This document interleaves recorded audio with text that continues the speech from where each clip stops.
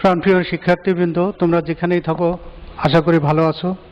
তোমাদের কল্যাণের কথা চিন্তা করে আমি আজকে একটা টপিক নিয়ে তোমাদের সামনে উপস্থিত হয়েছি। আমি প্রথমেই টপিকের কথা উল্লেখ করছি না, আমি কিছু ছবি দেখাবো। এই ছবি দেখে তোমরা গেস করবে যে আজকের আলোচ্য বিষয় কি। আসো আমরা সেই ছবিগুলো দেখি এবং পাঠের সাথে পরিচিতি লাভ করি। প্রাণপ্রিয় শিক্ষার্থীবৃন্দ, দেখো আমি স্ক্রিনে যে ছবিটা দেখিয়েছি, এই ছবিটা দেখে তোমাদের কি ধারণা? এটা কি আমাদের সমাজে যে শিশুরা অবহেলিত, বাবা মায়ের কাছ থেকে আদর যত্ন পায় না, সমাজও তাদেরকে গ্রহণ করে না, তাহলে কি এমন একটি ছবি? তাহলে আমরা সমাজে এমন কিছু সন্তান বা শিশু দেখি যেগুলো অবহেলিত। আমি আরেকটা ছবি উপস্থাপন করেছি, দ্বিতীয় যে ছবি, এটা তো একই চিত্র। যে ছেলে মেয়েগুলো এই ছবিতে দেখানো হচ্ছে, নিঃসন্দেহে এই ছেলে মেয়েগুলো তারা যে পরিবেশ পাওয়ার কথা, যে সুযোগ সুবিধাগুলো পাওয়ার কথা, তা কিন্তু পাচ্ছে না। তাহলে আমরা ধরে নিতে পারি এগুলো প্রথম ছবি এবং দ্বিতীয় ছবি একই ধরনের আইডিয়া বহন করে, তারা বাবা মায়ের আদর যত্ন থেকে বঞ্চিত। এখানে আমি তৃতীয় যে ছবিটা দেখিয়েছি, এখানেও একই কথা। একটা শিশু, এই বয়সের একটা শিশু কি রাস্তাঘাটে শুয়ে থাকতে পারে? না, নিঃসন্দেহে না। তোমাদের মতো না। তোমরা যে সুযোগ সুবিধাগুলো পাও, আসলে এই শ্রেণীর শিশুগুলো কিন্তু সেই সুযোগ সুবিধাগুলো পাচ্ছে না। তাহলে এখান থেকে আমরা কি দেখতে পাচ্ছি? আমরা এই ছবিগুলো থেকে যে ধারণাটা পাচ্ছি সেটা যে আমাদের সমাজে এমন কিছু শিশু রয়েছে যারা অধিকার বঞ্চিত, অর্থাৎ এই বয়সে যে সুযোগ সুবিধাগুলো পাওয়ার কথা আসলে কি তারা পায় না। তাহলে এই শিশুদের নাম আমরা কি দিতে পারি? আমরা তাদেরকে কি হিসেবে জানবো? অর্থাৎ এই শিশুগুলোর পরিচিতি কিভাবে?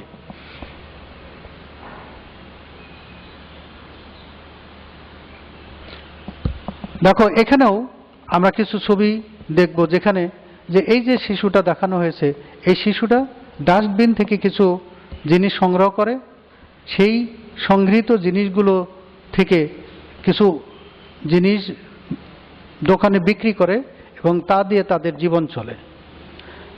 পরবর্তীতে ছবিতে দেখো যে কিছু শিশুরা এরা কি শুয়ে আছে, রাস্তার উপরেই শুয়ে আছে। এরা কি স্বাভাবিক শিশুরা কি তা পারে? নিশ্চয়ই না। এখানে আমরা দেখছি যে ডাস্টবিন থেকে দুটি শিশু এরা কোনো কিছু খুঁজছে। আসলে ওখান থেকে তারা যা খুঁজছে তারা কি আসলে কি জীবন যদি স্বাভাবিক হতো তারা কি এই কাজগুলো করত? তোমাদের মতো কিন্তু না প্রিয় শিক্ষার্থী, তোমাদের থেকে তারা অনেক দূরে। এখানে আমরা কি দেখছি যে শিশুরা বাঁধে অথবা ড্যাম বা রাস্তার উপরে এরা বসবাস করতেছে। তাহলে রাস্তাতে যারা বসবাস করে নিঃসন্দেহে তারা মায়ের যে সান্নিধ্য, বাবার যে সান্নিধ্য বা ভালোবাসা, সেগুলো থেকে বঞ্চিত। তাহলে আমাদের সমাজে অনেক অধিকার বঞ্চিত শিশু আছে, আর তাদের নিয়ে আজকের পাঠ। আর আজকের পাঠের টপিক হলো আমেরিগো আ স্ট্রিট চাইল্ড। তাহলে যে শিশুটা নিয়ে আমরা কথা বলবো, অধিকার বঞ্চিত শিশু, তার নাম হলো আমেরিগো, আর তাকে আমরা বলছি আ স্ট্রিট চাইল্ড, পথকলি বা রাস্তার ছেলে, রাস্তার শিশু। আমি যে ছবিটা দেখিয়েছি, এই শিশুটার দিকে তাকালে অতি সহজেই বোঝা যায় যে এ কোনো আদর যত্ন ভালোবাসা পায় না, তার পারিবারিকভাবেই সে নিগৃহীত। যার কারণে এই শিশুটার চেহারার দিকে তাকালেই বোঝা যায় যে সে কতটুকু অবহেলিত। তাহলে আসো আজকে আমরা যে পাঠটা শিখব সেই পাঠটা হলো আমেরিগো আ স্ট্রিট চাইল্ড। এর জীবন থেকে আমরা পথকলি শিশুদের সম্পর্কে জানব।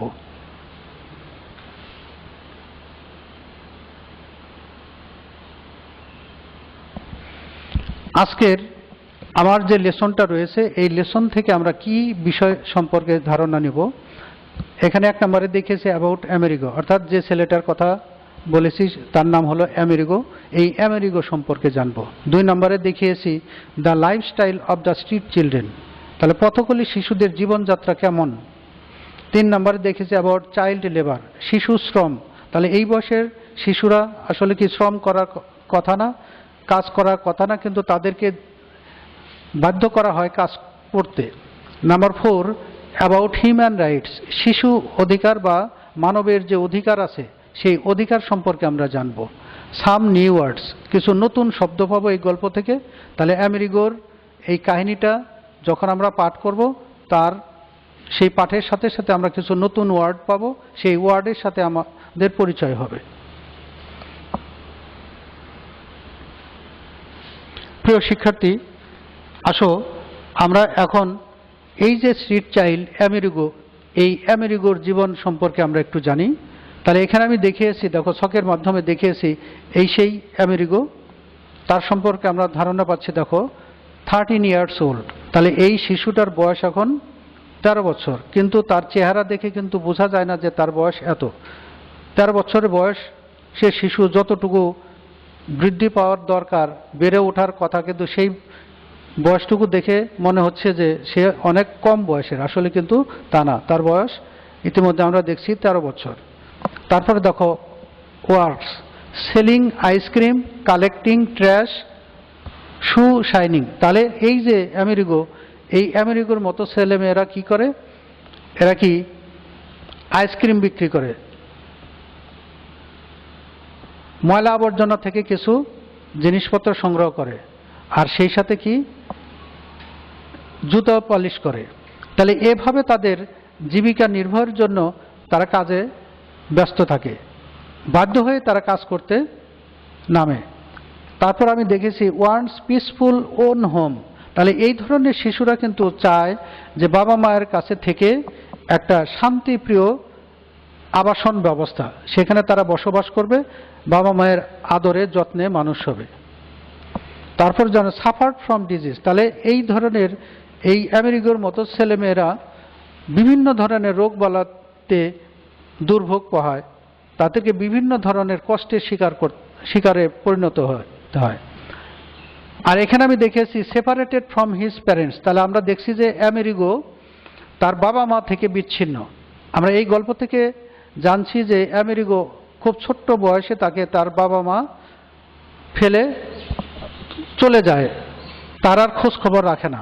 মা আবার অন্যত্র বিয়ে করে তার সংসার করে, আর বাবা তার থেকে অনেক দূরে, খোঁজ খবর নিলেও তিনি আসেন না, অর্থাৎ আমেরিগোকে বাবার অধীনে রাখবে এরকম পরিস্থিতি তার নেই। তাহলে বাবা এবং মা দুজন থেকে তারা আলাদা। তাহলে আমেরিগোর যে জীবন পদ্ধতি দেখছি একেবারেই নিগৃহীত এবং অবহেলিত।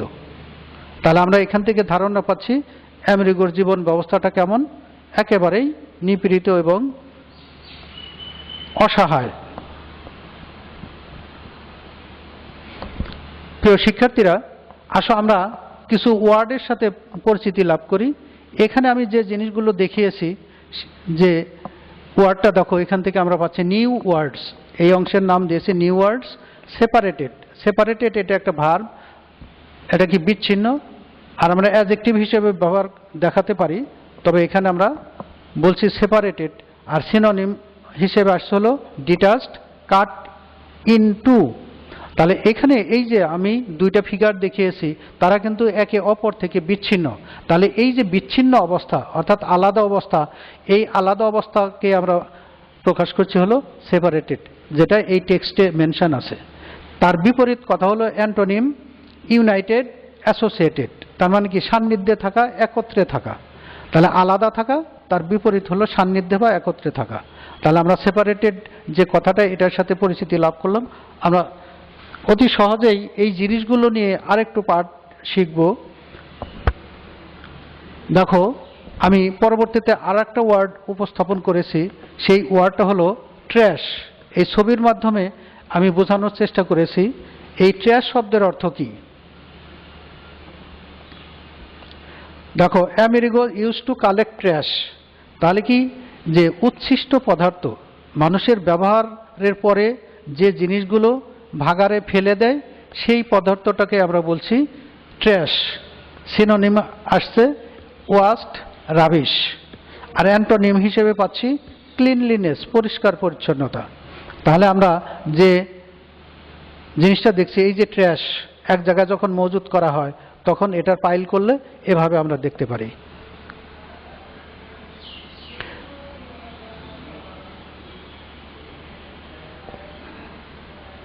দেখো আমি আরেকটা ছবি দেখিয়েছি, Amerigo use to sell trash to a vendor. তাহলে এখানে যে কথাটা আসছে ভ্যান্ডার, এই যে ব্যক্তিকে দেখানো হচ্ছে ভ্যান্ডার অর্থাৎ ক্রেতা। এই যে জিনিসপত্র যিনি কিনেন, যার কাছে আমেরিগোর মতো ছেলেমেয়েরা জিনিসগুলো বেচে, তাহলে এই লোকটাকেই আমি দেখিয়েছি, তার নাম হলো ভ্যান্ডার। আমরা সিনোনিম হিসেবে পাচ্ছি হকার বা ডিলার। আমরা হকারকে চিনি, হক করে করে অর্থাৎ ডাক দিয়ে দিয়ে যারা জিনিস কিনে বা বেচে এদেরকে আমরা বলি হকার। তাহলে ইনি সেই হকার বা ভ্যান্ডার। আর অ্যান্টোনিম আসছে হলো কাস্টমার। তাহলে কি উনি কিনেন, আর কাস্টমার কারা? ক্রেতা। কাস্টমার অর্থ ক্রেতা আর ভ্যান্ডার অর্থ ক্রেতা। তবে অ্যান্টোনিম এবং সিনোনিম আমরা জানলাম এবং ভ্যান্ডার সম্পর্কেও জানলাম। আসো আমরা দেখি আর একটা ওয়ার্ড আমি এখানে উপস্থাপন করেছি, যেটা তোমরা অতি সহজেই বুঝতে পারতেছো, যে ছবির দিকে তাকালে বোঝা যায় যে আসলে বিষয়গুলো কি। দেখো আমি দেখেছি, my friend suffered from disease who worked in dumps. তাহলে আমেরিগো বলছে যে আমার মতো অনেক বন্ধুরা আছে যারা আমার মতো এই ট্র্যাশ কালেক্ট করতে যে তারা বিভিন্ন রোগে আক্রান্ত। আর আমি যে ওয়ার্ডগুলো দেখেছি সেটা হলো ডাম্প। এখানে যে স্তূপ করে জিনিসপত্রগুলো রাখা রয়েছে সেগুলো কি? ডাম্প বলতে কি? স্যাঁতস্যাঁতে জায়গা, অপরিচ্ছন্ন। তাহলে আমি সিনোনিম হিসেবে দেখেছি ডিপট বা রাবিশ পাইল, যেখানে রাবিশগুলো অর্থাৎ বর্জ্য পদার্থগুলো ফেলে দেওয়া হয়। We should use dumps for throwing our waste. তাহলে কি এইসব জায়গাতে আমরা কি করি? অব্যবহৃত যে জিনিসগুলো সেগুলো ফেলে রাখি। তাহলে এই যে ফেলে রাখার জায়গা সেটাকে আমরা বলছি ডাম্প। আর এখানে দেখিয়েছি দেখো ডিজিজ। ডিজিজ মানে কি? রোগ। তাহলে সিনোনিম আমরা ছবির দিকে তাকাইলে দেখি যে হাত অর্থাৎ ট্র্যাশ কালেক্ট করতে যে হাতের উপর দেখো ময়লা জমে গেছে এবং বিভিন্ন ধরনের রোগের সংক্রমণ হয়েছে, যাকে আমরা বলছি অ্যাটাক, আনসাউন্ডনেস। আর অ্যান্টোনিম হিসেবে সাউন্ডনেস, গুড হেলথ। তাহলে এর দিকে আমরা তাকালে অতি সহজে বুঝতেছি যে শারীরিক অবস্থা কেমন হয়, হাতের অবস্থা কেমন হয়, খুবই জরাজীর্ণ অবস্থা এবং রোগ আক্রান্ত। তাহলে এই যে ডিজিজ, এই ডিজিজগুলো কাদেরকে আক্রান্ত করে? আমরা যে শিশুদের কথা বলছি। প্রিয় শিক্ষার্থীবৃন্দ, দেখো এখানে আমি গ্রুপ ওয়ার্ক নামে একটা অংশ রেখেছি, আর এগুলোর উত্তর তোমরা লিখবে। What is your impression about Amerigo's parents? আমি বলছি, তোমরা এগুলো সুন্দর করে সাজিয়ে গুছিয়ে লিখবে। তোমাদের সহযোগিতার জন্য আমি উপস্থাপন করছি যে তোমার ধারণা কি আমেরিগোর বাবা মা সম্পর্কে। তাহলে আমরা এখান থেকে এই গল্পটা থেকে কি জেনেছি? যে আমেরিগোর বাবা মা আমেরিকাকে জন্ম দিয়েছেন, কিন্তু তার কিন্তু দেখাশোনা তারা করেন না। তাহলে কি তারা উদাসীন? দায়িত্ববোধ বলতে একজন বাবা মায়ের যে দায়িত্ববোধ, সেই বোধটুকু তাদের নেই। তাহলে এই কথাগুলোই তোমরা একটু সাজিয়ে গুছিয়ে লিখবে। নাম্বার 2-তে দেখেছি, what was Amerigo's first job? আমেরিগোর ফার্স্ট জব কি ছিল? Ice cream selling. আমরা গল্প থেকে জেনেছি ice cream selling. What made him stop doing that?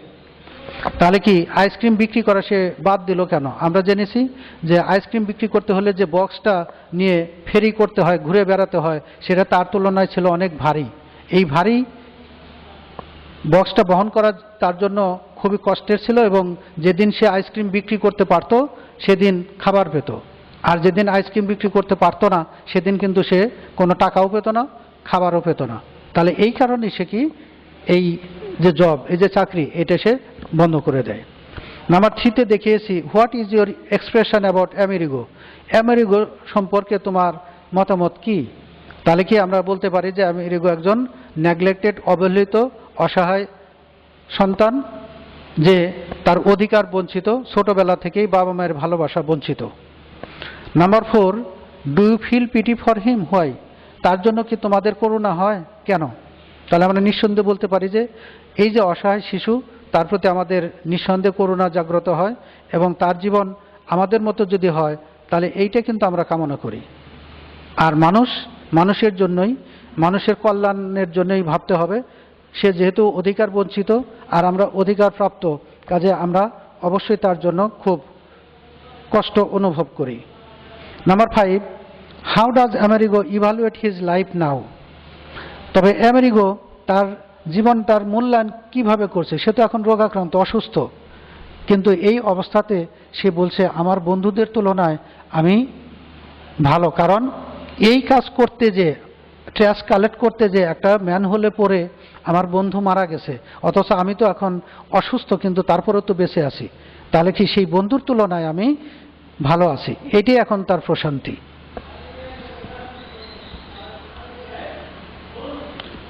প্রিয় শিক্ষার্থীবৃন্দ, আমি কিছু হোমওয়ার্ক উপস্থাপন করেছি, আগে তোমরা একটু দেখে নাও।